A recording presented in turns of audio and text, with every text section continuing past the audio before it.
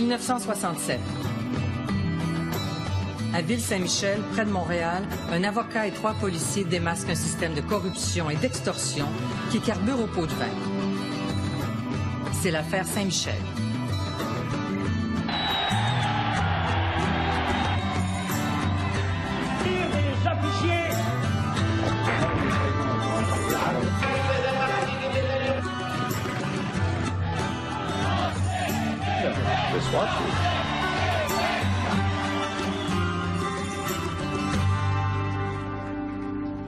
Ici Anne-Marie Dussault, bienvenue à Tout le monde en parlait. En 67, on croyait le Québec sorti à tout jamais de la grande noirceur. Mais les mœurs politiques sont encore d'une autre époque. Les caisses électorales occultes survivent au vent de réforme. On en a un bel exemple à Ville-Saint-Michel, près de Montréal. Le maire et les échevins imposent un système de corruption qui leur permet de remplir leurs poches et leur caisse électorale. Une situation que personne n'ose dénoncer, jusqu'au jour où un avocat et 3 policiers entreprennent de les démasquer. Ce sera tout un ménage, mais qui ne se fera pas sans risque. En 67, tout était beau. C'était l'année de l'amour, c'était l'année de l'Expo. 1967, c'était l'année de l'Expo. Montréal s'est faite belle pour recevoir de la grande visite de tous les coins du monde. Mais juste à côté, à Ville-Saint-Michel, la 6e ville en importance au Québec, un système de corruption qui implique le maire et les échevins était sur le point d'être démasqué. C'était la petite pointe de la banquise. Hein. Ça se faisait à l'échelle probablement de tout le Québec. Hein. Les pots de vin, puis tout ça. C'était une petite spéculation voisinant le gangstérisme sur les fonds publics. En 67, Yves Michaud vient d'être élu député libéral à Québec. Son premier combat sera de dénoncer les caisses électorales occultes. Il le fera grâce aux informations que lui relaie son ami d'enfance et avocat, Gérard Baudry. Gérard Baudry a été le Elliot Ness dans cette affaire. L'Union nationale disait qu'il faisait du salissage. Mais non, il faisait du nettoyage. Ce sera tout un nettoyage. Gérard Baudry va découvrir et combattre un système de corruption bien enraciné dans l'administration du maire Bergeron à Ville-Saint-Michel, où tout s'achète. Un emploi, une promotion, un permis. C'est ce que l'on appellera l'affaire Saint-Michel.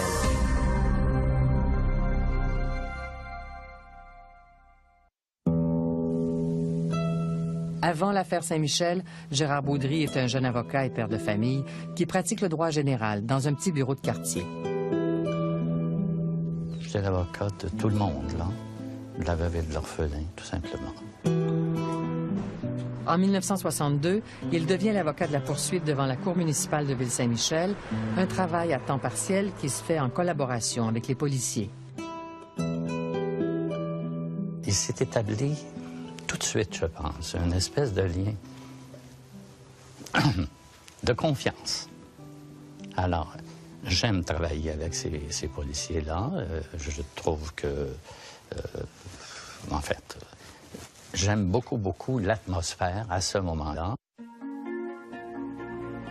Après quelques années, Gérard Baudry laisse savoir qu'il veut une augmentation de salaire. Mais à Ville-Saint-Michel, le maire Maurice Bergeron a la main haute sur toutes les décisions, surtout lorsqu'il est question d'argent. Alors, je suis à mon bureau et tout à coup, il y a un officier de police qui vient me chercher et dit « Le maire veut vous rencontrer ». Étonné, Gérard Baudry ne soupçonne pas ce qui l'attend lors de sa rencontre en tête-à-tête avec le maire Bergeron au centre-ville de Montréal. Il n'y a aucun problème, M. Baudry, si vous voulez avoir une augmentation de salaire, allez-y. Elle peut être plus que petite, il n'y a pas de problème. Mais il faut que vous sachiez que nous autres, on a un petit peu besoin d'argent pour faire des élections. Gérard Baudry est choqué. L'idée de contribuer à une caisse électorale occulte en remettant une partie de son salaire lui répugne. Ce que demande le maire est criminel. Il me demandait un pot de vin et je disais non. C'était réglé quant à moi. C'était réglé aussi pour le maire Bergeron. Début janvier, je reçois une lettre datée du 3 ou 4 janvier me disant que mes services n'étaient plus requis. Ce congédiement va être déterminant pour la suite des choses. Les policiers regrettent son départ. 3 d'entre eux, Paul Paquette, Robert Ducharme et Robert Trelfall, voient en lui l'homme qui peut mettre fin à la corruption. Ils voyaient qu'on était tous pris dans le même bain. Robert Trelfall, qui n'a que 28 ans à l'époque, refuse de jouer à ce jeu. Il subit alors l'injustice et l'humiliation. J'ai appliqué sur les motos, j'ai passé l'examen, puis tout était correct. J'étais le prochain journaliste, et puis quelques semaines plus tard, je voyais un nouveau qui était ses motos à ma place. Il dit, j'ai donné 50 $ pour passer en avant de toi. J'ai dit, mon chef, puis il m'a dit de retourner à mon poste, et puis que je tenais pour un petit pain. Puis c'est tout ce que j'aurais. Personne n'y échappe. La corruption est généralisée au service de police. Quand il y avait un grade de sergent, quand il y avait une nomination, l'ouverture d'un poste, bien là, c'était l'encan. Ça commençait à 500$, puis ça finissait. Je pense qu'il y en a un qui a eu le grade de sergent, il avait payé 1600$ pour le poste. C'était un climat absolument difficile pour ces policiers-là. Là, j'ai senti qu'il y avait un climat totalement inacceptable dans une société civilisée. Le 21 ou 2085. Il n'y a pas que les emplois et les promotions qui s'achètent à prix fort. Le syndicat doit même payer pour la convention collective en versant 2500$ au maire Bergeron. Je me suis dit, qui est-ce qui me prouve ça? Ben, il y a le chèque. C'est quoi? Un chèque? Oui, le secrétaire trésorier a été obligé de signer le chèque pour payer le maire. On a demandé de voter pour faire un chèque de 2500$, puis pas poser de questions. Et puis cette année-là, je pense qu'on avait eu 100$ de plus que la Ville de Montréal. Je pense qu'on était des mieux payés au Québec. Ce n'est pas tout. Gérard Baudry apprend que le syndicat avait aussi acheté la convention collective précédente. Là, ça avait coûté 2000$. J'ai dit, avez-vous ce chèque-là aussi? Bien, il dit, bien sûr. Alors, je me suis retrouvé avec 2 chèques, une convention collective de travail achetée d'une administration. Ce que je ressens là, c'est le besoin d'aider ces gens qui sont dans une situation intenable. Gérard Baudry, qui travaille bénévolement avec les 3 policiers, a maintenant la preuve susceptible de faire tomber l'administration municipale. Mais comment intervenir? La difficulté est bien réelle. Ils ne peuvent pas demander à leur officier de police haut gradé de loger une plainte contre le maire, ça ne fonctionnera pas. Ils ne peuvent pas demander ça à un autre corps de police qui n'a pas juridiction. Alors, quoi faire?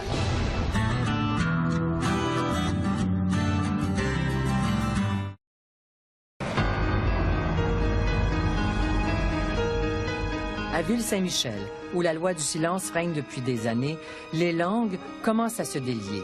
On fait confiance à Gérard Baudry et aux 3 policiers. On les surnomme même les justiciers. C'est là que j'ai pensé à la possibilité de faire une pré-enquête. C'est le juge Gérard Laganière qui entend à huis clos la preuve sur l'affaire des pots de vin reliée à l'achat des 2 conventions collectives. J'ai fait venir des témoins et je leur ai demandé d'expliquer ce chèque de 2000, le chèque de 2500, ce qu'ils en savaient. Alors, ceux qui l'ont signé, bien sûr, ont expliqué les raisons pour lesquelles ils l'ont fait. Le juge Laganière doit décider s'il y a lieu de porter des accusations criminelles contre le maire Bergeron et les échevins. Je ne peux évidemment rien signaler de ce qui s'est dit à cette pré-enquête. Mais publiquement, M. le juge Laganière a dit spécifiquement ceci au terme de cette pré-enquête. Quant à tout ce qui concerne la preuve entendue, je déclare évidemment que j'y ai décelé, de façon assez claire, un système de crime. Une étape importante vient d'être franchie. Pour la première fois, un tribunal se prononce publiquement sur ce que plusieurs soupçonnent déjà. Le juge Laganière a décidé de loger les accusations, mais de rendre très public un système de, lui, disait-il, de corruption. C'est comme ça qu'a commencé l'affaire Saint-Michel, effectivement. Ce n'est qu'un début. La presse s'empare du scandale. Très rapidement, la population se révolte. Lors d'une assemblée publique le 11 décembre 1967, plus de 2000 citoyens expriment leur colère. Ils demandent la démission du conseil municipal et une enquête publique.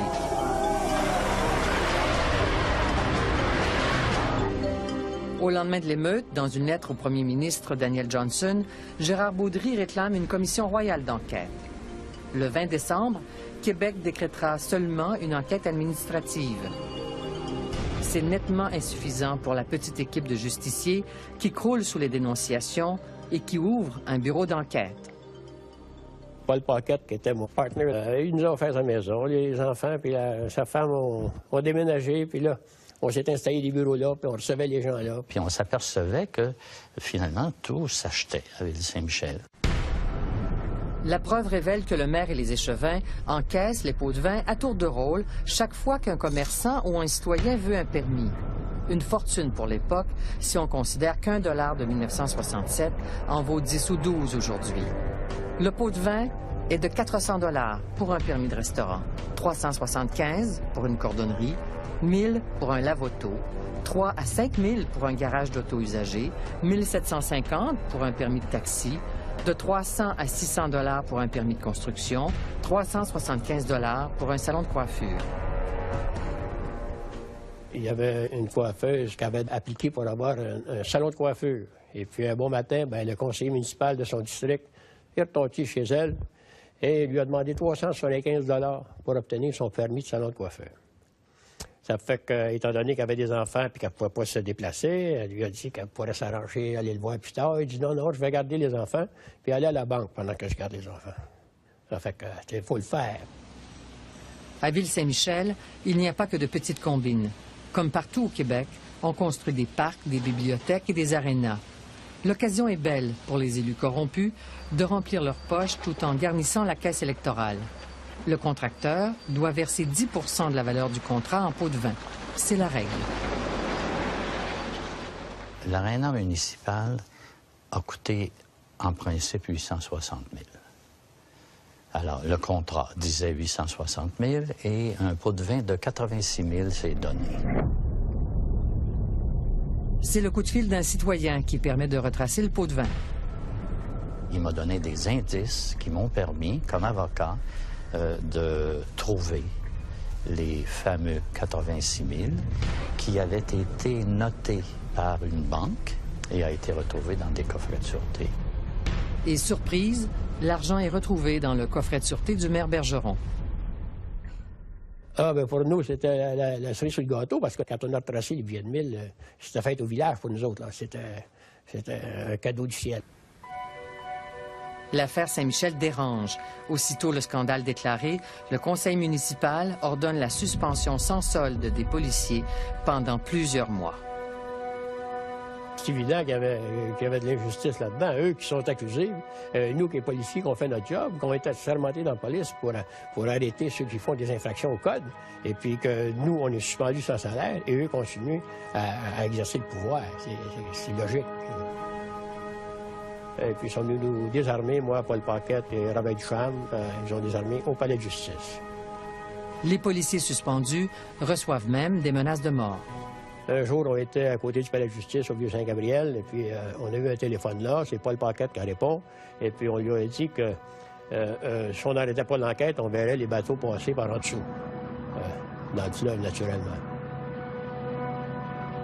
Ça faisait une situation, évidemment, un peu Far West, le moins qu'on puisse dire. Et on espérait qu'il y aurait, bien sûr, à Québec, des gens qui prendraient quelques dispositions. Alors, ça donnait comme situation que les policiers n'avaient plus de salaire. Il y avait une famille. On décidera, finalement, de faire un payroll. Il y a 4 policiers, je pense, à qui je donnais un montant d'argent par semaine pour être capable de vivre. J'ai pas le choix. Là, on s'est dit qu'on se lâcherait pas. Alors, on s'est pas lâché. Le vent tourne quand ils reçoivent l'appui des gens d'affaires désireux d'en finir avec la corruption et qui forment un comité d'épuration. On participait tous monétairement, les 15 personnes environ, là. On était tous des gens qui avaient des commerces dans Saint-Michel. Ernest Roussille est l'un des fondateurs de ce comité qui soutient financièrement l'enquête et les 3 policiers. Bien, il y avait les policiers, surtout les 3 policiers, parce que fallait qu'ils vivent, ces gens-là. Hein. Il y avait des familles aussi. Leur travail porte fruit. Les accusations déposées par le juge Lagagnière à l'issue de la pré-enquête suivent leur cours. Le maire Bergeron et les échevins doivent maintenant répondre de leurs crimes devant les tribunaux. Pourtant, Gérard Baudry est la cible d'une ultime tentative de corruption pour qu'il mette un terme à son enquête. Avec une valise apparemment pleine d'argent, chez moi, à ma maison, on est venu m'offrir la démission du maire de tous les échevins de Ville-Saint-Michel. Je deviendrais un héros. Je serais celui qui prendrait les rênes de la ville. On voulait étouffer l'affaire. On voulait étouffer l'affaire à tout prix. Je suis convaincu de ça. C'est pour ça qu'il y a pris tant de temps avant que quelque chose qui se fasse, là, au niveau de je parle de l'enquête sur la municipalité.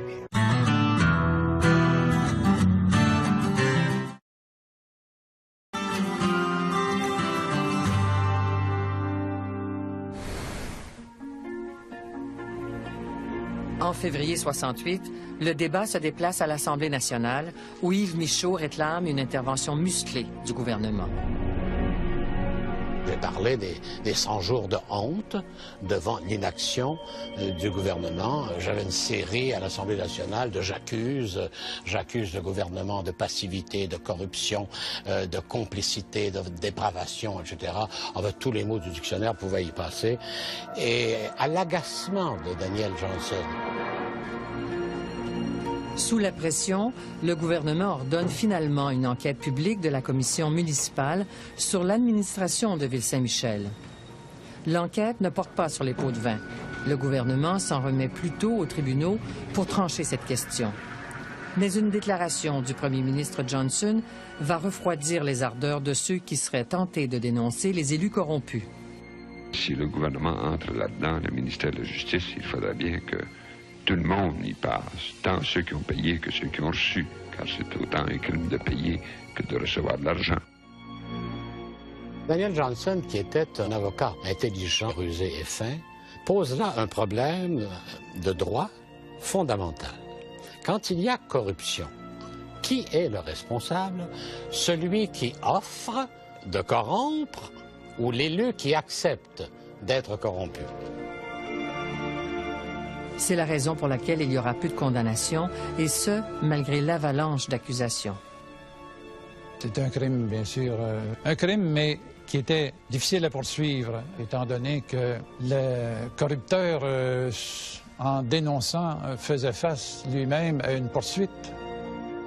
Gilbert Morier a été procureur de la Couronne dans plusieurs procès liés au scandale de Ville-Saint-Michel.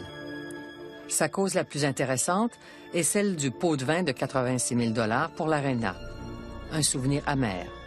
C'est ma meilleure cause, si je peux dire, et que j'ai perdu. Perdu dans le sens que, quant à moi, c'est un jugement qui ne correspondait pas aux faits et aux droits. Dans cette affaire, le premier accusé à subir son procès, le contracteur, est acquitté. Il a plaidé avec succès qu'il ne s'agissait pas d'un pot de vin, mais plutôt d'une simple contribution électorale. Même la Cour d'appel lui donne raison et accepte une défense de contribution électorale. Pas de corrupteur, donc pas de corrompu. C'était les mœurs de l'époque. Ben, on peut appeler ça comme on veut, hein, contribution électorale. Autrement dit, c'est toutes les contributions électorales, mais c'est quand même illégal. Sur le front politique, le comité d'épuration réclame l'annexion à Montréal et obtient un référendum à l'automne 68. La veille du vote, coup de théâtre, le maire Bergeron démissionne. I wish that the population of Saint-Michel my all good wishes. Je vois ça pour la première fois. Je trouve ça triste, tout à fait. Mais je pense que la population a tranché. En réalité, le dénouement de l'affaire Saint-Michel est davantage politique que judiciaire. Ce qui était important, c'est Je pense de donner un coup de balai et puis de nettoyer un peu la place pour que s'installe une autre génération. Les citoyens votent massivement en faveur de l'annexion, ce qui réjouit l'administration Drapeau-Saunier. Pour nous, c'est parce que la guerre finissait, là.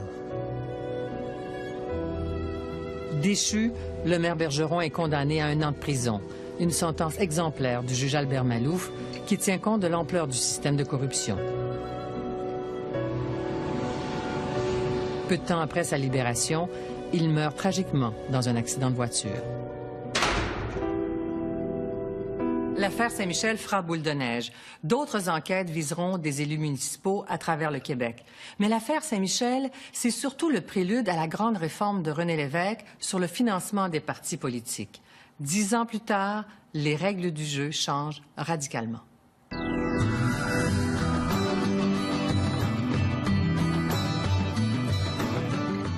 C'était le signal d'alarme, le gong qui a sonné la fin de la récréation.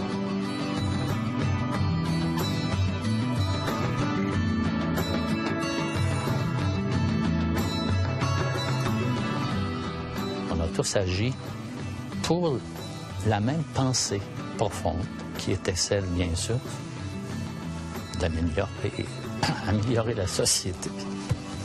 C'était ça.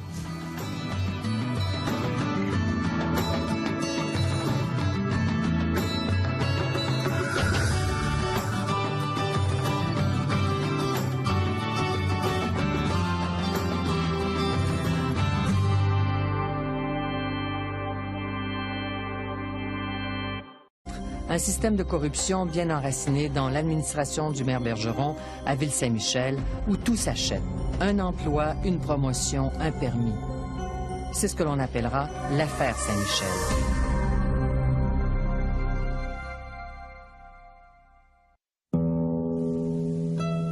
Avant l'affaire Saint-Michel, Gérard Baudry est un jeune avocat et père de famille qui pratique le droit général dans un petit bureau de quartier. J'étais l'avocat de tout le monde, là, de la veuve et de l'orphelin, tout simplement. En 1962, il devient l'avocat de la poursuite devant la Cour municipale de Ville-Saint-Michel, un travail à temps partiel qui se fait en collaboration avec les policiers. Il s'est établi tout de suite, je pense, une espèce de lien. Les échevins étaient sur le point d'être démasqués. C'était la petite pointe de la banquise. Hein. Ça se faisait à l'échelle probablement de tout le Québec. Hein. Les pots de vin, puis tout ça. C'était une petite spéculation voisinant le gangstérisme sur les fonds publics. En 1967, Yves Michaud vient d'être élu député libéral à Québec. Son premier combat sera de dénoncer les caisses électorales occultes. Il le fera grâce aux informations que lui relaie son ami d'enfance et avocat, Gérard Baudry. Gérard Baudry a été le Elliott Ness dans cette affaire. L'Union nationale disait qu'il faisait du salissage. Mais non, il faisait du nettoyage. Ce sera tout un nettoyage. Gérard Baudry va découvrir et combattre. De confiance. Alors, j'aime travailler avec ces policiers-là. Je trouve que, en fait, j'aime beaucoup l'atmosphère à ce moment-là. Après quelques années, Gérard Baudry laisse savoir qu'il veut une augmentation de salaire. Mais à Ville-Saint-Michel, le maire Maurice Bergeron a la main haute sur toutes les décisions, surtout lorsqu'il est question d'argent. Alors, je suis à mon bureau et tout à coup, il y a un officier de police qui vient me chercher et dit « Le maire veut vous rencontrer ». Étonné, Gérard Baudry ne soupçonne pas ce qui l'attend lors de sa rencontre en tête-à-tête avec le maire Bergeron au centre-ville de Montréal. Il n'y a aucun problème, M. Baudry. Les électorales occultes survivent au vent de réforme. On en a un bel exemple à Ville-Saint-Michel, près de Montréal. Le maire et les échevins imposent un système de corruption qui leur permet de remplir leurs poches et leur caisse électorale. Une situation que personne n'ose dénoncer, jusqu'au jour où un avocat et 3 policiers entreprennent de les démasquer. Ce sera tout un ménage, mais qui ne se fera pas sans risque. En 67, tout était beau. C'était l'année de l'amour, c'était l'année de l'Expo. 1967, c'était l'année de l'Expo. Montréal s'est faite belle pour recevoir de la grande visite de tous les coins du monde. Mais juste à côté, à Ville-Saint-Michel, la 6e ville en importance au Québec, un système de corruption qui implique le maire et les... 1967. À Ville-Saint-Michel, près de Montréal, un avocat et 3 policiers démasquent un système de corruption et d'extorsion qui carbure au pot de vin. C'est l'affaire Saint-Michel.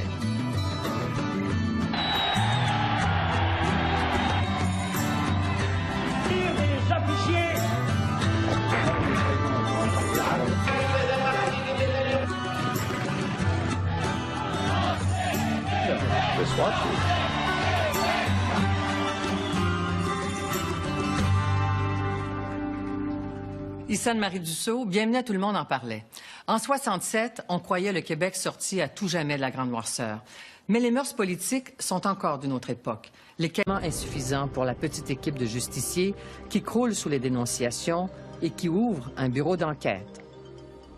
Paul Paquette, qui était mon partenaire, il nous a offert sa maison. Les enfants puis sa femme ont déménagé, puis là, on s'est installé des bureaux là, puis on recevait les gens là. Puis on s'apercevait que, finalement, tout s'achetait à Ville-Saint-Michel. La preuve révèle que le maire et les échevins encaissent les pots de vin à tour de rôle chaque fois qu'un commerçant ou un citoyen veut un permis. Une fortune pour l'époque, si on considère qu'1 $ de 1967 en vaut 10 ou 12 aujourd'hui. Le pot de vin est de 400 $ pour un permis de restaurant, 375 pour une cordonnerie, 1000 pour un lave-auto, 3 à 5 000 pour un garage d'auto usagé, 1750 pour un permis de taxi, de 300 à 600 $ pour un permis de construction, 375 $ pour un salon de coiffure. Il y avait une coiffeuse qui avait appliqué pour avoir un salon de coiffure. Et puis un bon matin, bien, le conseiller municipal de son district est reparti chez elle et lui a demandé 375 $ pour obtenir son permis de salon de coiffure. Ça fait qu'étant donné qu'elle avait des enfants et qu'elle ne pouvait pas se déplacer, elle lui a dit qu'elle pourrait s'arranger, aller le voir plus tard. Il dit non, non, je vais garder les enfants puis aller à la banque pendant que je garde les enfants. Ça fait qu'il faut le faire. À Ville-Saint-Michel, il n'y a pas que de petites combines. Comme partout au Québec, on construit des parcs, des bibliothèques et des arénas. L'occasion est belle pour les élus corrompus de remplir leurs poches tout en garnissant la caisse électorale. Le contracteur doit verser 10 % de la valeur du contrat en pot de vin. C'est la règle. L'aréna municipal a coûté, en principe, 860 000. Alors, le contrat disait 860 000 et un pot de vin de 86 000 s'est donné. C'est le coup de fil d'un citoyen qui permet de retracer le pot de vin. Il m'a donné des indices qui m'ont permis, comme avocat, de trouver les fameux 86 000 qui avaient été notés par une banque et a été retrouvé dans des coffrets de sûreté. Et surprise, l'argent est retrouvé dans le coffret de sûreté du maire Bergeron. Ah, bien, pour nous, c'était la cerise sur le gâteau, parce que quand on a retracé les billets de 1000, c'était fête au village pour nous autres. C'était un cadeau du ciel. L'affaire Saint-Michel, 3 d'entre eux, Paul Paquette, Robert Ducharme et Robert Trelfall, voient en lui l'homme qui peut mettre fin à la corruption. Ils voyaient qu'on était tous pris dans le même bain. Robert Trelfall, qui n'a que 28 ans à l'époque, refuse de jouer à ce jeu. Il subit alors l'injustice et l'humiliation. J'ai appliqué sur les motos, j'ai passé l'examen, puis tout était correct. J'étais le prochain journaliste, et puis quelques semaines plus tard, je voyais un nouveau qui était ses motos à ma place. Il dit, j'ai donné 50 $ pour passer en avant de toi. Et toi, mon chef, puis il m'a dit de retourner à mon poste, et puis que je tenais pour un petit pain. Puis c'est tout ce que j'aurais. Personne n'y échappe. La corruption est généralisée au service de police. Quand il y avait un grade de sergent, quand il y avait une nomination, l'ouverture d'un poste, bien là, c'était l'encan. Ça commençait à 500$, puis ça finissait... je pense qu'il y en a un qui a eu le grade de sergent, il avait payé 1600$ pour le poste. C'était un climat absolument difficile pour ces policiers-là. Là, j'ai senti qu'il y avait un climat totalement inacceptable dans une société civilisée. Le 21 ou 2085. Il n'y a pas que les emplois et les promotions qui s'achètent à prix fort. Le syndicat doit même payer pour la convention collective en versant 2 500 $ au maire Bergeron. Je dis, qui est-ce qui me prouve ça? Ben, il y a le chèque. C'est quoi? Un chèque? Oui, le secrétaire trésorier a été obligé de signer le chèque pour payer le maire. On a demandé de voter pour faire un chèque de 2 500 $ et pas poser de questions. Et puis cette année-là, je pense qu'on avait eu 100 piastres de plus que la Ville de Montréal. Je pense qu'on était des mieux payés au Québec. Ce n'est pas tout. Gérard Baudry apprend que le syndicat avait aussi acheté la convention collective précédente. Là, ça avait coûté 2 000. J'ai dit, avez-vous ce chèque-là aussi? Ben, il dit, bien sûr. Alors, je me suis retrouvé avec 2 chèques, une convention collective de travail achetée d'une administration. Ce que je ressens là, c'est le besoin d'aider ces gens qui sont dans une situation intenable. Gérard Baudry, qui travaille bénévolement avec les 3 policiers, a maintenant la preuve susceptible de faire tomber l'administration municipale. Mais comment intervenir? Corruption bien enracinée dans l'administration du maire Bergeron à Ville-Saint-Michel, où tout s'achète. Un emploi, une promotion, un permis. C'est ce que l'on appellera l'affaire Saint-Michel.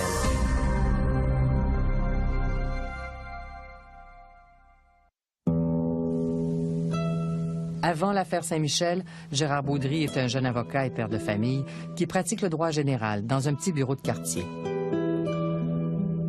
J'étais l'avocat de tout le monde, là, de la veuve et de l'orphelin, tout simplement. En 1962, il devient l'avocat de la poursuite devant la Cour municipale de Ville-Saint-Michel, un travail à temps partiel qui se fait en collaboration avec les policiers. Il s'est établi tout de suite, je pense, une espèce de lien de confiance. Alors, j'aime travailler avec ces policiers-là. Je trouve que, en fait, j'aime beaucoup l'atmosphère à ce moment-là.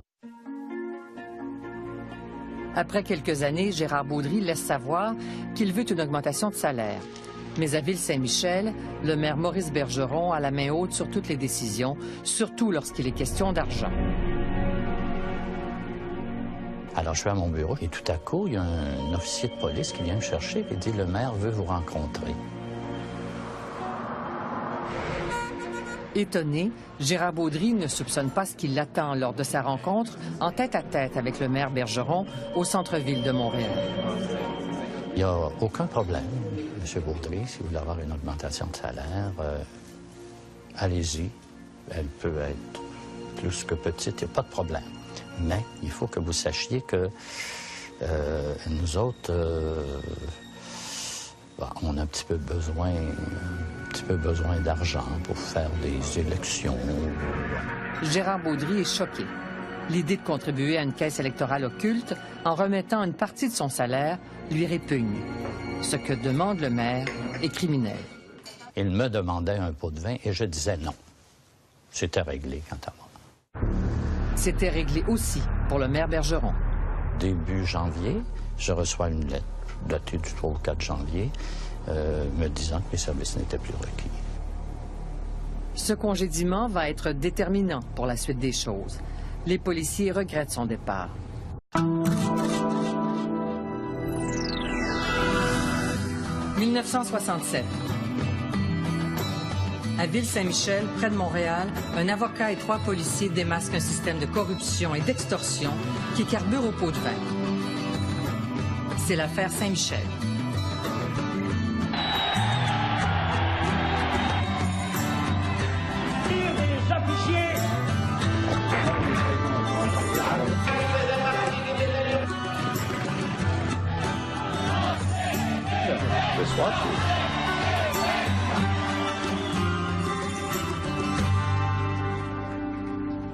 Ici Anne-Marie Dussault, bienvenue à Tout le monde en parlait.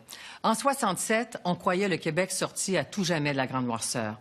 Mais les mœurs politiques sont encore d'une autre époque. Les caisses électorales occultes survivent au vent de réforme. On en a un bel exemple à Ville-Saint-Michel, près de Montréal. Le maire et les échevins imposent un système de corruption qui leur permet de remplir leurs poches et leur caisse électorale. Une situation que personne n'ose dénoncer, jusqu'au jour où un avocat et 3 policiers entreprennent de les démasquer. Ce sera tout un ménage, mais qui ne se fera pas sans risque. En 67, tout était beau. C'était l'année de l'amour, c'était l'année de l'Expo. 1967, c'était l'année de l'Expo. Montréal s'est faite belle pour recevoir de la grande visite de tous les coins du monde. Mais juste à côté, à Ville-Saint-Michel, la 6e ville en importance au Québec, un système de corruption qui implique le maire et les échevins était sur le point d'être démasqué. C'était la petite pointe de la banquise. Hein. Ça se faisait à l'échelle probablement de tout le Québec. Hein. Les pots de vin, puis tout ça. C'était une petite spéculation voisinant le gangstérisme sur les fonds publics.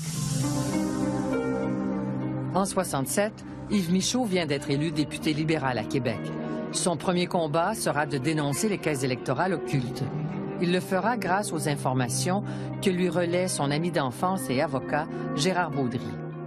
Gérard Baudry a été le Elliot Ness dans cette affaire. L'Union nationale disait qu'il faisait du salissage. Mais non, il faisait du nettoyage. Ce sera tout un nettoyage. Gérard Baudry va découvrir et combattre un système de... La difficulté est bien réelle. Ils ne peuvent pas demander à leur officier de police haut gradé de loger une plainte contre le maire. Ça ne fonctionnera pas. Ils ne peuvent pas demander ça à un autre corps de police qui n'a pas juridiction. Alors, quoi faire?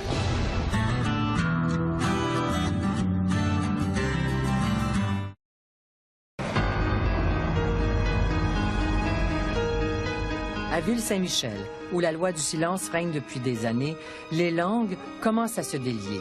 On fait confiance à Gérard Baudry et aux 3 policiers. On les surnomme même les justiciers. C'est là que j'ai pensé à la possibilité de faire une pré-enquête. C'est le juge Gérard Laganière qui entend à huis clos la preuve sur l'affaire des pots de vin reliée à l'achat des 2 conventions collectives. J'ai fait venir des témoins et je leur ai demandé d'expliquer ce chèque de 2000, le chèque de 2500, ce qu'ils en savaient. Alors ceux qui l'ont signé, bien sûr, ont expliqué les raisons pour lesquelles ils l'ont fait. Le juge Laganière doit décider s'il y a lieu de porter des accusations criminelles contre le maire Bergeron et les échevins. Je ne peux évidemment rien signaler de ce qui s'est dit à cette pré-enquête. Mais publiquement, M. le juge Laganière a dit spécifiquement ceci au terme de cette pré-enquête. Quant à tout ce qui concerne la preuve entendue, je déclare évidemment que j'y ai décelé, de façon assez claire, un système de crime. Une étape importante vient d'être franchie. Pour la première fois, un tribunal se prononce publiquement sur ce que plusieurs soupçonnent déjà. Le juge Laganière a décidé de loger les accusations, mais de rendre très public un système de, lui, disait-il, de corruption. C'est comme ça qu'a commencé l'affaire Saint-Michel, effectivement. Ce n'est qu'un début. La presse s'empare du scandale. Très rapidement, la population se révolte. Lors d'une assemblée publique, le 11 décembre 1967, plus de 2000 citoyens expriment leur colère.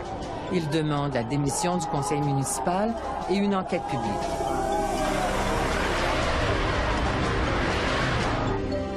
Au lendemain de l'émeute, dans une lettre au premier ministre Daniel Johnson, Gérard Baudry réclame une commission royale d'enquête.